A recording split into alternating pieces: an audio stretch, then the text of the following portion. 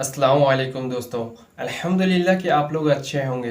दोस्तों आज का हमारा टॉपिक है कि ईरान इजराइल के ऊपर कैसे पड़ा भारी और आज इजराइल अदर कंट्रीज से मदद मांग रहा है। शायद ये भूल गया जब गाजा के ऊपर हवाई हमले कर रहा था तो उस वक्त तरह तरह की बातें कर रहा था, और जब आज इसके ऊपर पड़ रहा है तो ये अदर कंट्रीज से मदद मांग रहा है। तो दोस्तों आज ये भी जानेंगे कि ईरान ने जो हवाई हमले किए हैं इजराइल के ऊपर उसका कितना बड़ा नुकसान हुआ है इजराइल को, ये भी हम इस वीडियो के जरिए जानेंगे। दोस्तों आप सभी को बता दूं कि एक अच्छे और एक सच्चे न्यूज़ रिपोर्टर जो कि उनका नाम है फराज मलिक, जो कि उनकी हर वीडियो फैक्ट से रिलेटेड होती है, आज हम उन्हीं के जरिए इस वीडियो में हम जानेंगे। तो दोस्तों अगर आप मेरे चैनल पर नए हैं तो प्लीज़ मेरे चैनल को सब्सक्राइब एंड लाइक कर दीजिएगा ताकि आपको इस तरह का रिलेटेड वीडियो हम आप तक पहुंचा सके। तो चलिए हम वीडियो को शुरू करते हैं।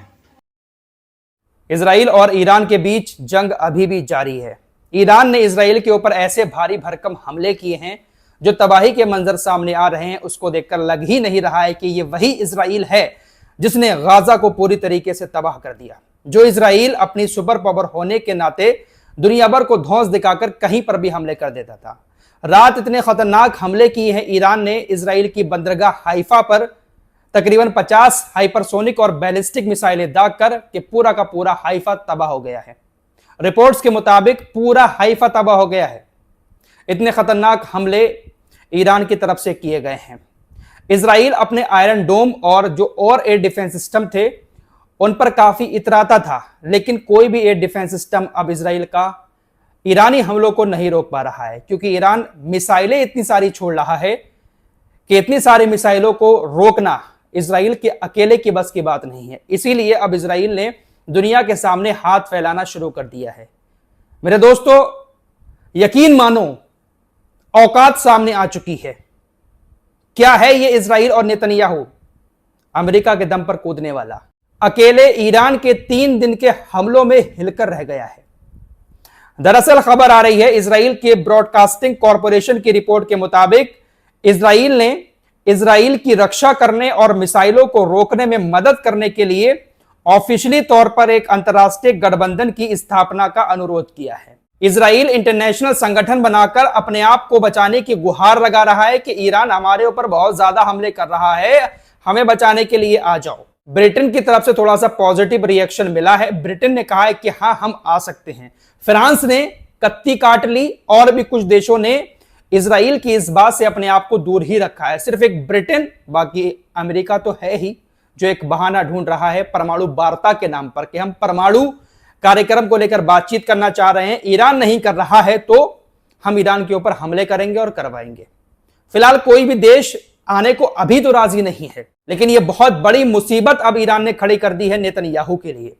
खुद इजराइल की तरफ से कहा गया है ऑफिशियली कि पहले दिन 150 मिसाइलें छोड़ी गई, दूसरे दिन 100 मिसाइलें छोड़ी गई और तीसरे दिन रात 50 मिसाइलें ईरान की तरफ से छोड़ी गई। हाइफा पूरी तरीके से आउट ऑफ सर्विस हो चुका है। ईरान ने तेल अवीव पर भी हमला कर दिया। ईरान ने हाइफा पर भी अपनी मिसाइलों को दाग दिया और रात ही ईरान ने जो सबसे बड़ा एयरपोर्ट है बेन गुरियन हवाई अड्डा, उसको भी निशाना बनाया है। बेन गुरियन हवाई अड्डे पर भी ईरान की मिसाइलें गिरी हैं। ईरान तो फिर भी काफी ताकतवर है।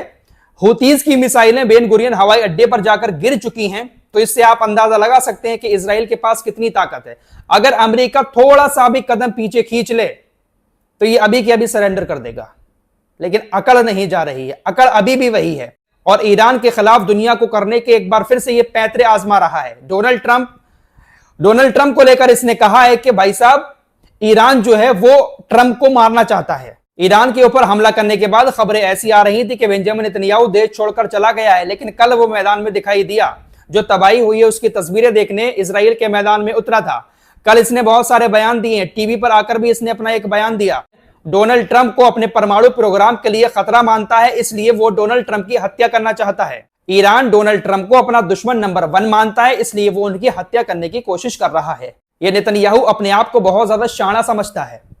इस तरह के बयान देकर डोनाल्ड ट्रंप के दिमाग में यह चीज डाल रहा है कि देखिए हम ईरान से लड़ रहे हैं, आपके दुश्मन से, आप भी हमारे साथ आ जाओ। और डोनाल्ड ट्रंप का तो आपको मालूम ही है कि किस दिमाग का इंसान है। इस रिपोर्ट में इतना ही।